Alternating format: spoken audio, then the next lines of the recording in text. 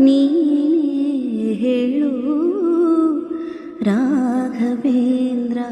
ಎಲ್ಲಿದ್ದರೇನು ನಾ, ಹೇಗಿದ್ದರೇನು ನಾ ರಾಘವೇಂದ್ರ. ನಿನ್ನಲ್ಲೇ ಶರಣಾಗಿ ನೀ ನನ್ನ ಉಸಿರಾಗಿ ಬಾಳಿದರೆ ಸಾಕು ರಾಘವೇಂದ್ರ. ಹಾಲಲ್ಲಾದರೂ ಹಾಕು, ನೀರಲ್ಲಾದರೂ ಹಾಕು ರಾಘವೇಂದ್ರ.